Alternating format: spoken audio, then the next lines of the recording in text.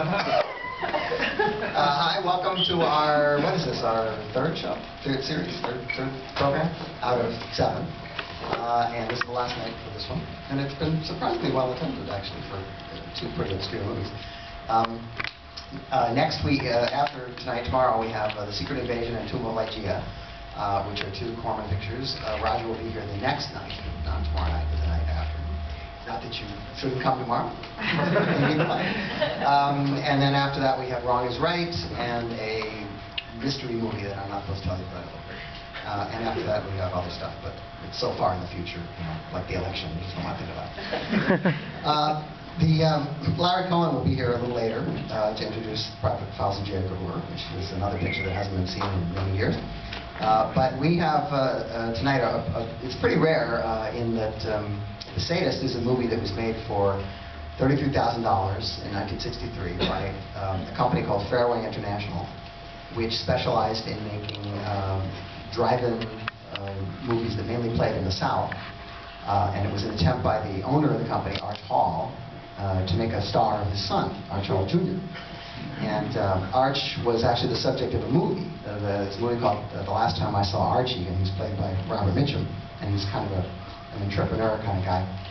And he started his own company, and he made very, very low-budget movies in Southern California with titles like EGOT, the Mystery Science Theater classic, and Wild Guitar, and The Choppers, and What's Up Front, and Deadwood 76. And the interesting thing is that none of these movies are any good. But this one, for some reason, is one of those instances where everything came together. And it's a terrific movie. And it was photographed by the great Vilmos Zsigmond.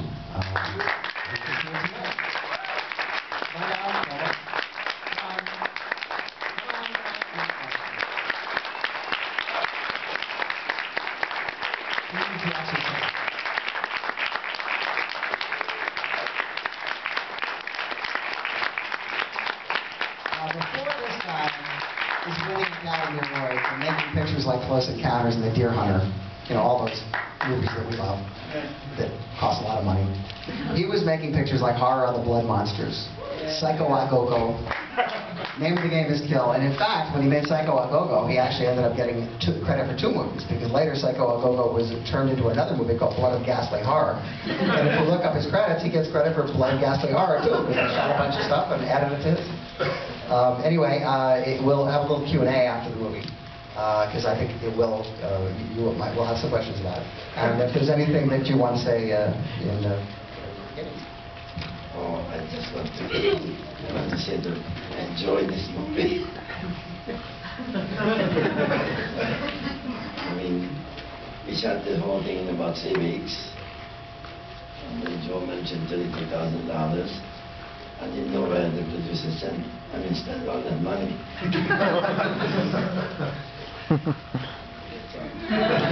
He'll be more valuable after.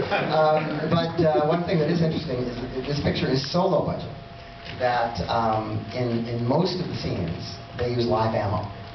Just didn't have the money for squibs and stuff like that. So it's really it's a very intense movie. It starts out like it's going to be really schlocky, but it happens in real time, and it's one of those movies that just you know, it just grabs you.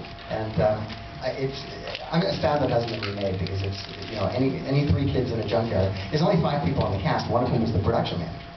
So I'm just sort of amazed that nobody has sort of gone out to another junkyard and made another picture by Charlie Starkweather, who by the way looked quite a bit like Arch Hall Jr., who plays this part. And his girlfriend is played by Marilyn Manning, who is in EGOT.